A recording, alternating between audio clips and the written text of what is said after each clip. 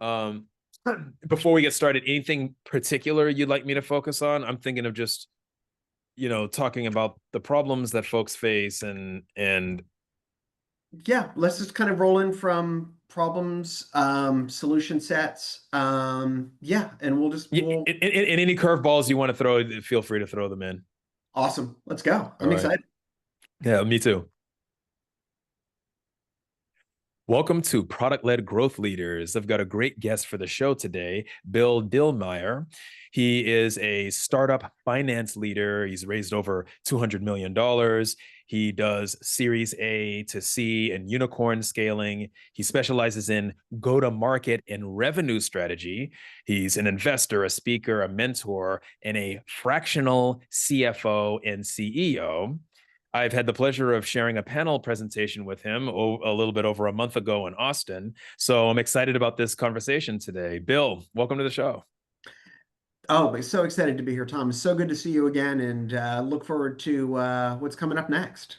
Yeah, likewise. So starting off, finishing up with you, I gave that introduction. Is there anything else you'd like to add to that to help the audience understand sort of where you fit in the ecosystem of things? And No, that's such a great question because I've been super fortunate over my career to wear a lot of different hats. So I've run finance, strategy, operations. I've been like a finance business partner where I've had five different people that I report to, like head of sales, head of marketing, head of product. So for me, it's really about coming in and understanding the business and then figuring out where I can add the most amount of value to go ahead and move it forward, as well as the inevitable question of fundraising and helping companies be really thoughtful and strategic about who their target ICP is from a fundraising perspective and helping them be successful.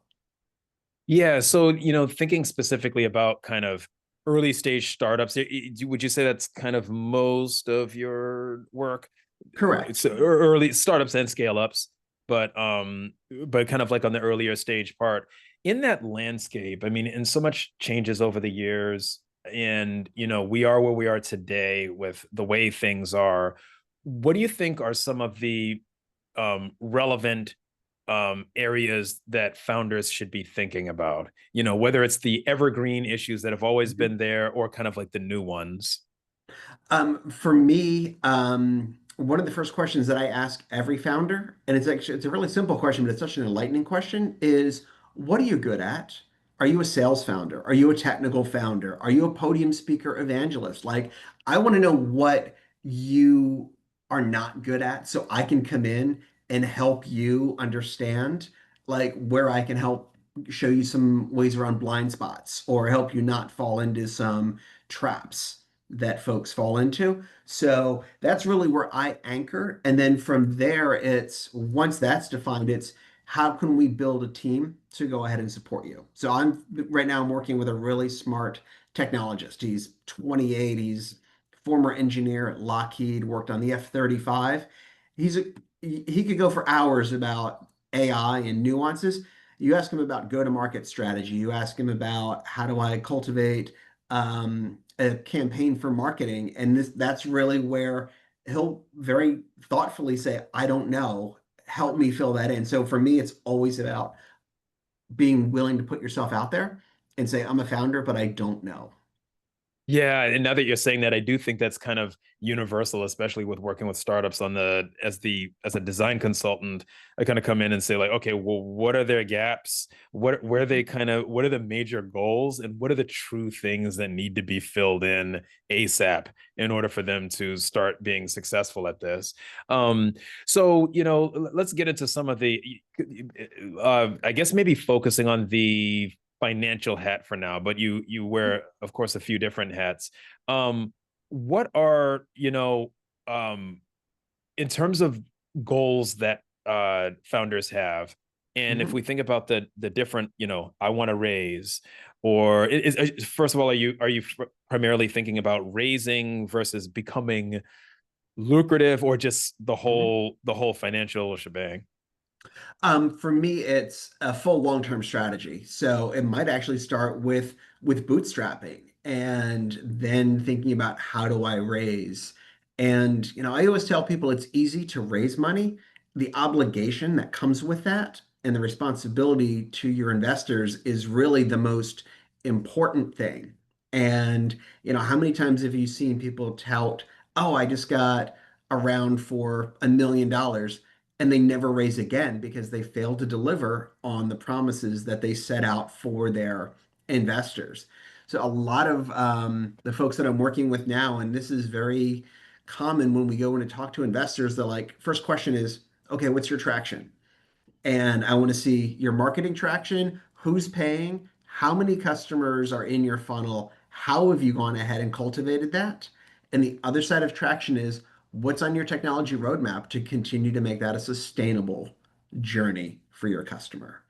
If you can't answer those two questions succinctly, those meetings with investors shut down very, very quickly. Okay, so so you actually will suggest a lot of the time that, hey, look, I think your bootstrapping is the smarter thing to do at this point in time. Like that is a Oh yeah, very much so. And for right now in the environment where, cash is at times hard to come by depending on the niche you're in. Like everyone likes to say they're an AI company, but we've seen it. Are you an AI wrapper? Are you really developing proprietary AI? And, not to knock the rapper people, and they've actually been funded, but at the end of the day, what is the common word that people come back to now is like, what's your moat? What's defensible? How can you not get knocked off? And in order to do that, you need to bring a product to market and solve what I like to call problem market fit. So many people fixate on product market fit. Let's change that first P to problem. And are you honestly solving a problem? Like you could build a company that's like Uber for cats, but who would use it? Or would there be a market for it? Okay, so that let's double click on that a little bit and appreciate the difference between the two mentalities of PMF potentially, Yep. right? Is that would you say that that's kind of similar to the dichotomy of when people say fall in love with the problem, not fall in love with the solution? Yes, exactly. Exactly. You have to demonstrate that you are solving a needed problem in the marketplace before anyone will say, hey, that's a really cool solution. And going ahead and getting that right, doing tons of customer discovery is going to be the first unlock. And, if you don't talk to at least 100 people, you're probably doing yourself an injustice and putting yourself in harm's way when it comes to your startup. What do you say to people who think that validation is something they don't have time for and they think they see it as a time and resource and extent intensive activity? I tell them that their quote startup is going to be incredibly short-lived and they should be thinking about plan B. And if you can't talk to enough people and don't talk to your grandma, don't talk to, people that you know and think that you're awesome. Be ready to talk to strangers, be ready to go into a conversation where you're cultivating an audience of potential customers to be able to talk about features. And, you can do it over a beer, you can do it over a coffee, but it's very much of a find a thought leader in that space. And at the end of the day, look at it this way. If I want you to buy my product, that means you're not going to spend money on somebody else's product or something else. How do I go ahead and convince you that there's a value prop in what I'm delivering as even a concept? Yeah, this is so interesting because there's like effective ways that I've seen that being done. I'm curious as to whether you have any favorite methods around that. So, for example, some of the startups I've seen successfully do it is having a product advisory board. Hmm. And in one particular one, I'm thinking of they're developing a software for engineers, a very specialized type of engineer. And they gathered people of this job role type, Hmm. brought them in, give them equity, and said, okay, we want to check in with you every so often. We're going to show you concepts and designs and things that we haven't built yet. And we want you to just give us the brutal feedback. And they're incentivized to give brutal feedback because they've all they've got with is equity. And why should I try? And I'm not your friend, so I don't need to tell you things and butter you up. And we found that to be a good way to sort of get just brutal feedback that was specific and around what would make you an actual buyer of this? Not here's a screen, what do you think of it, but what will actually fill a need for you. So I'm curious as to if you have any favorite methods that you've seen be effective. I love the idea of the product advisory board, and it's both pre and ongoing once that product comes out because you're doing sprints. You're probably trying to drop delighters every 4 to 6 weeks from a sprint cycle. So being able to kind of check in with those people. The other way to do it, and this is a concept that I've been really fascinated by is actually building marketing campaigns and trying to build lead hooks where you actually start putting messaging out about, hey, how can I solve problem X? Or would you be interested in a problem that or a product that does X, Y, and Z? And then from there, you can almost reverse engineer and crowdsource ideas based on the click-through rate. There were people doing it as like I think the term was VSL, like a video sales letter, and being able to almost game the system where you really don't drive any code until you get enough people to say, yes, this is an idea.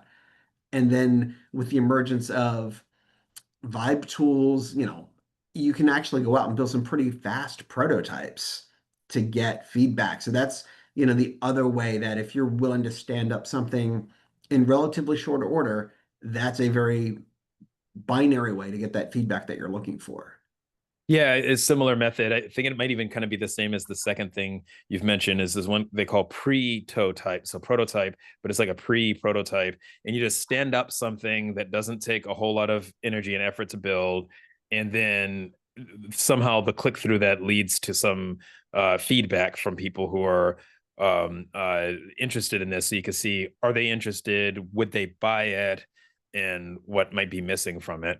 Um, yeah, one of the things I get interested in about all of this is how this relates to sort of the Gartner hype cycle. When you mentioned, everyone's AI nowadays, but is it sort of real core IP AI or is it like an AI LLM wrapper or something like that? And do you think that there's like a time latency to where there's, you know, something becomes exciting and there's a certain amount of time that people have to fool VCs who are just excited but haven't learned. And you get Mhm. a first generation in maybe 2003 when ChatGPT first drops, who threw a lot of money into LLM wrappers. And then the next year they're like, oh, maybe I shouldn't have jumped into these 2 dozen different wrappers. I'm concerned about their ability to be profitable. And so like the time latency, is that something that you think about from a financial and just a strategic perspective, or how does that play into your work or your thinking?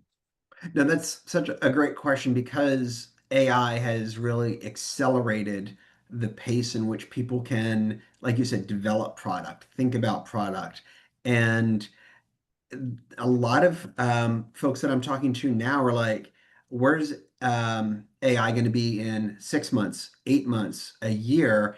And it's almost like kind of old school when you were developing computer chips, you weren't developing code for the computer chip that was the fastest. You were building for the next gen of computer chip. So right now, there has been a lot of hype and early hype and look at the VC firms that have really gone all in and over invested in the AI space. Like it's almost like that notion of the diffusion of innovation or crossing the chasm or the tipping point from Malcolm Gladwell. It's like which one of these is going to stick enough to kind of get me to where I want to be.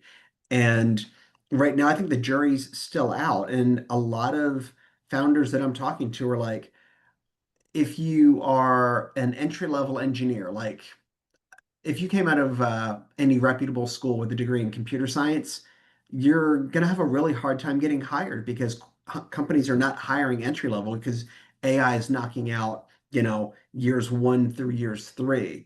So now the question is, okay, how do I bulletproof myself, my career, so that I might be 3 years, 4 years out on the curve before AI comes in largely automates what I do. I mean, I saw a statistic that was absolutely crazy was like 70% of code at Amazon is written by AI and their agents. So, just Wow. think about how many engineers Amazon would hire and, look at the layoffs at Microsoft, not necessarily the one in July, but the one before that, where they're really looking at where you're seeing great degrees of automation.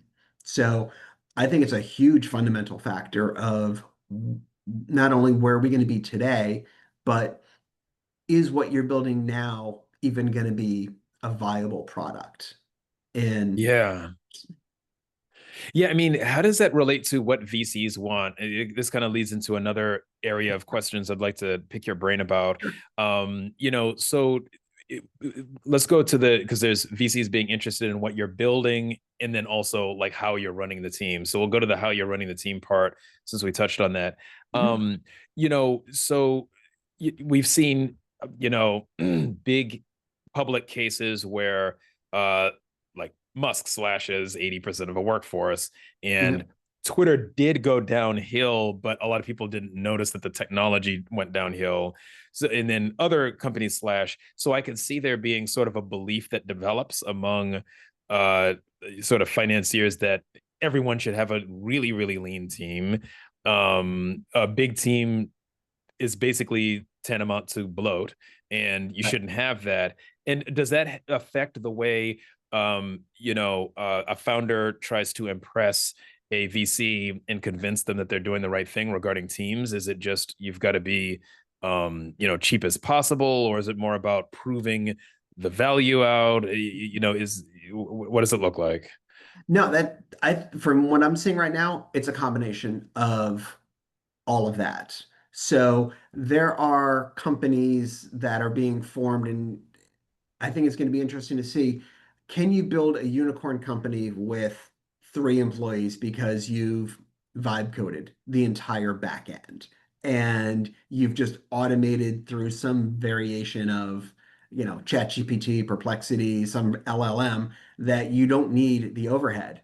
Now, that's sort of like a nirvana. And you've seen companies like Cursor doing really well in that space. And there's another company, I think it's the letter N8N, out of Europe, that's doing some really innovative stuff on a really flat org structure. But as an investor, that is a huge uh, consideration about cash burn, because if cash is always going to be king, so if I'm bootstrapping this, I do want to be as lean as possible. I want to use as much technology as possible to help me get there.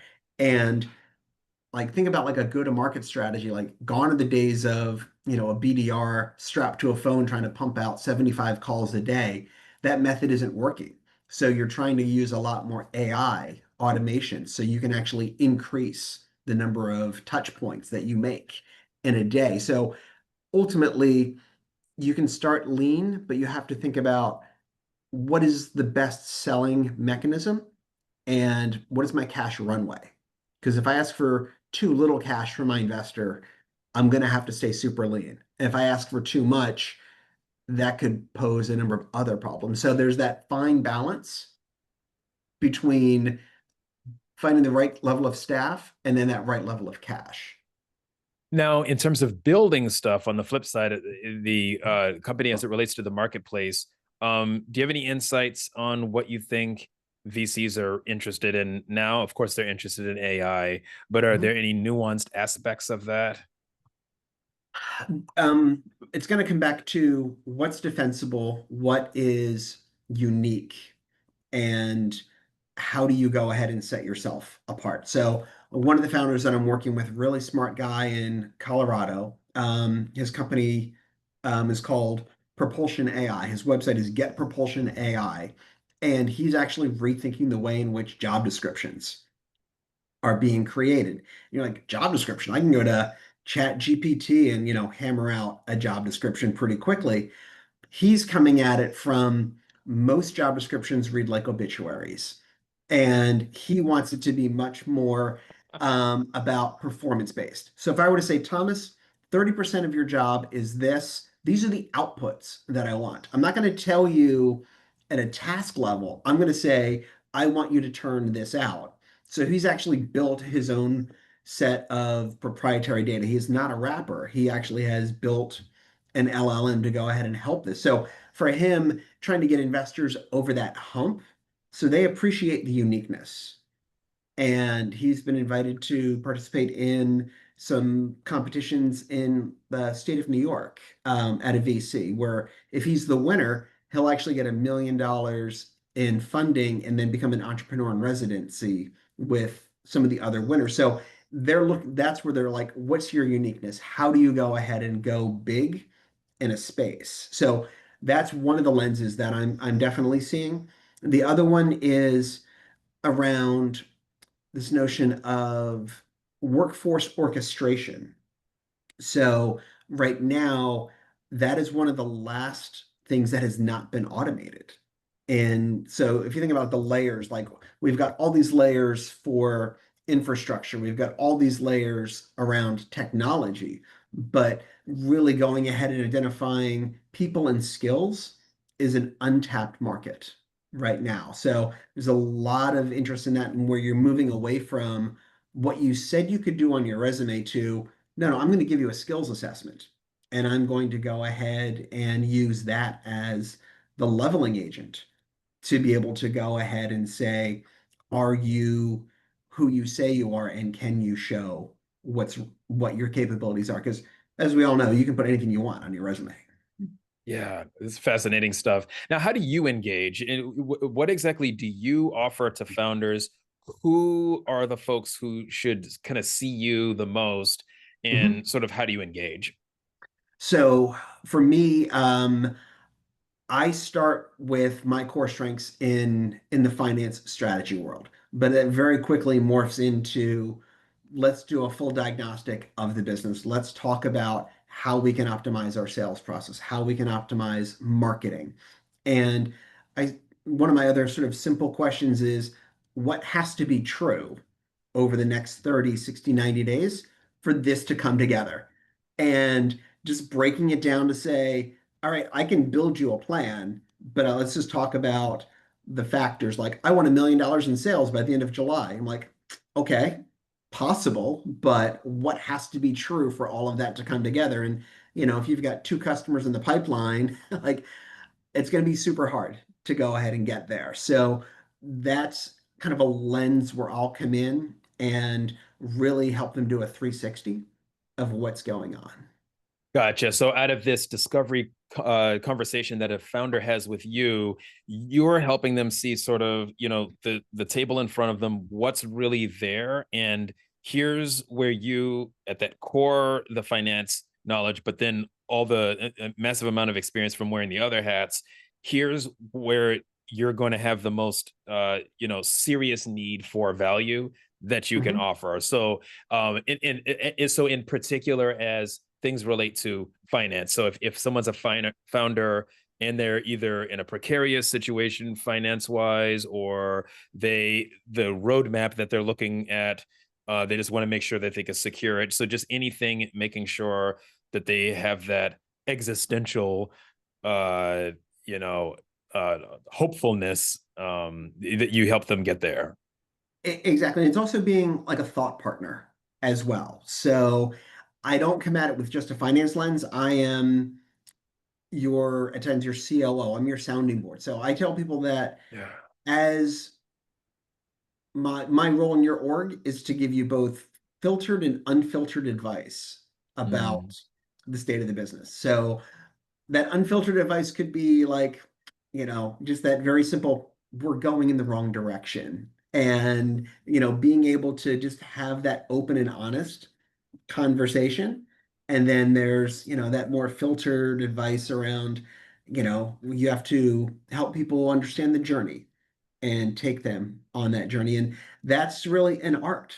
The other big piece that I do is storytelling. I often tell people that I am as much of a CFO as a professional storyteller, and going ahead and building a presentation that takes an entire audience through a series of steps to understand where we are and where we're going. And I'll tell you, my quick hack for that is, I tell the story backwards.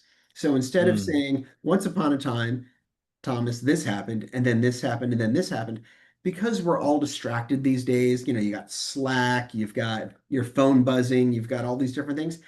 My trick is I actually tell the story backwards. The opening slide is over the next 6 months, this is the course of business that we're going to go down. These are the outputs that we're going to see. And I'm going to use the next four slides to unpack these assumptions so you can tell me where you think I'm going in the wrong direction. So that this way I've already set them up front, Oh. or this is so where I'm going and where we need to go ahead and find any difference of opinion. Right. So they get the orientation around the destination. Correct. Then the conversation's about how are we aiming to get there and how are we heading there. Oh, I love Correct. that. Um, Excellent. So yeah, so for listeners out there who want to check you out and have a conversation with you, what's the best way for them to contact you? The best way to contact me would be um, either via LinkedIn. I do post content daily on topics related to finance and what it's like to interact with different founders and thought pieces that founders should be thinking of. The other best way is via email. That would either be at my last name, Dillmeier at outlook.com is probably the best way to get in contact with me. Because you'll definitely read it. Yeah, there's some email accounts we have. I'll read it if it lands here, and I might not otherwise. But okay, LinkedIn and then your email. Excellent. So hopefully folks check all of that stuff out. Bill, thank you so much for joining us today. Oh, thank you so much, Thomas. Really enjoyed the conversation. Okay, that's the cut there. Cool. Yeah, we went a little bit over. So yeah, this will probably be out like in a month or so. But yeah, great convo. Thought that was great. Rolled. And hopefully just kind of stay in touch and I don't know if we'll like, ever get to do a panel together again or or what, but No, see what what unfolds. I would love to. Yeah, I would love to catch up again with Yeah. you and I and Steve and try to get Yeah. a bigger audience and a bigger turnout. But Yeah, exactly. That's yes, and I just realized I am late for. Oh, yeah, yeah, yeah. Got you. Oh, I kind of picked up on that. So anyway, so thank you very much. We'll stay in touch and hopefully talk to you again soon. cool, cool. Talk to you soon. Have again. Good one. You Bye. too.